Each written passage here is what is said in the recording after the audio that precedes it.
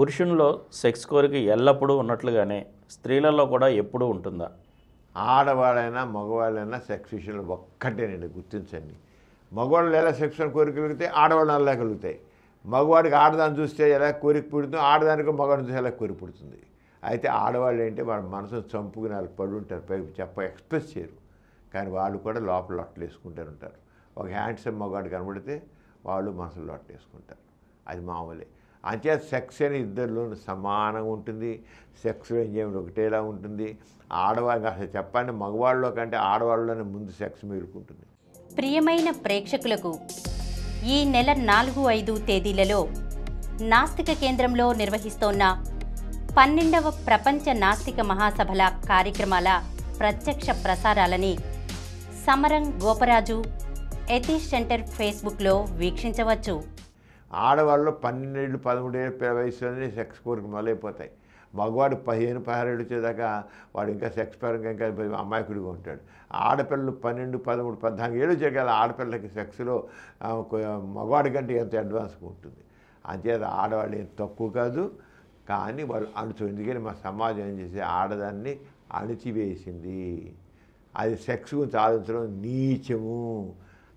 ఆడది సెక్స్ మాట్లాడకూడదు, sex express చేయకూడదు, సెక్స్ మీద కోరికలు కలగకూడదు అని ఆడదాని మనసు చెప్పేది. వాళ్ళు ఎక్స్ప్రెస్ చేయరు, కానీ ఈక్వల్గా మగవాడికి ఎంత కోరికలు ఉంటాయో జీవితాంతం అలాగే ఆడదానికి జీవితాంతం కోరుకుంటాయి.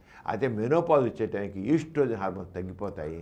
ఈస్ట్రోజన్ హార్మోన్స్ తగ్గిపోవడంతో వాళ్ళకి ఏమైపోతుందంటే కొంత కోరికలు తగ్గుతాయి, కొన్ని డిప్రెషన్ లాగా వస్తుంది. ఇది 45 ఏళ్ళ నుంచి 55 ఏళ్ళ మధ్య కొంచెం డిప్రెషన్ లాగా వస్తుంది. కొంతమందికి, అందరు కూడా కాదు, కొంతమందికి ఒక 15% మందికి వస్తుంది. కాస్త తక్కువ మామూలుగా ఉంటారు.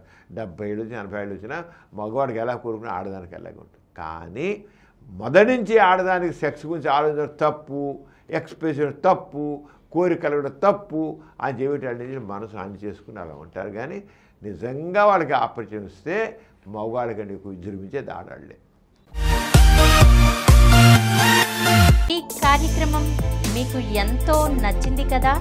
ఇటువంటి మరిన్ని వీడియోల కోసం అనతి కాలంలోనే 20 కోట్లకు పైగా వ్యూస్ సాధించిన సమరం ఛానల్ సమర్పించు సమరం మీకోసం ఛానల్కు సబ్స్క్రైబ్ చేయండి, లైక్ చేయండి, మీ ఫ్రెండ్స్కి షేర్ చేయండి.